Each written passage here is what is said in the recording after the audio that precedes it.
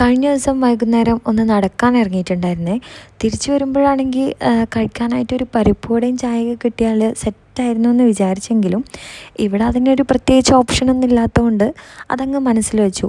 പിറ്റേ ദിവസം നടക്കാനൊന്നും പോയിട്ടില്ലെങ്കിലും പരിപ്പ് വട എന്തായാലും ഉണ്ടാക്കണം എന്ന് വിചാരിച്ച് അതിലേക്കുള്ള സവാളയും ഇഞ്ചിയും കറിവേപ്പിലയും മല്ലിച്ചപ്പൊക്കെ ഒന്ന് അരിഞ്ഞ് പരിപ്പൊന്ന് അരച്ചെടുത്ത് ഒരു ചട്ടിയിലേക്കാണ് ഇട്ടിട്ടുണ്ടായിരുന്നത്.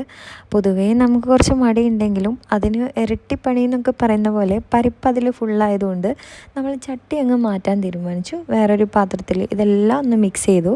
അതിൻ്റെ കൂടെ മഞ്ഞൾപ്പൊടിയും മുളക് പൊടിയും ഉപ്പും കൂടെ ചേർത്ത് നല്ല രീതിയിലൊന്ന് കുഴച്ചെടുത്ത് ഇനി അടുത്ത പണി ഇതൊന്ന് റൗണ്ട് ചെയ്തെടുക്കുക എന്നുള്ളതാണ്. വാഴൻ്റെ ഇല അത്യാവശ്യം നല്ലോണം ഉള്ളതുകൊണ്ട് തന്നെ അതിലൊന്ന് ഷേപ്പ് എടുത്ത് നല്ല ചൂടുള്ള എണ്ണയിലിട്ടിട്ട് നല്ലോണം ഒന്ന് പൊരിച്ചെടുത്തു. കുറച്ച് കട്ടി കൂടിയുകൊണ്ട് ആദ്യത്തെ സെക്ഷനിൽ കുറച്ച് വേവൊക്കെ കുറഞ്ഞെങ്കിലും പിന്നെ നമ്മൾ കട്ടി കുറച്ചിട്ട് സെറ്റാക്കി അങ്ങ് എടുത്ത് നല്ല കട്ടൻ ചായയും കൂട്ടി തലേ ദിവസം നടക്കാൻ പോയപ്പോൾ കിട്ടാത്തതിൻ്റെ വിഷമം അങ്ങ് മാറ്റിയെടുത്ത്.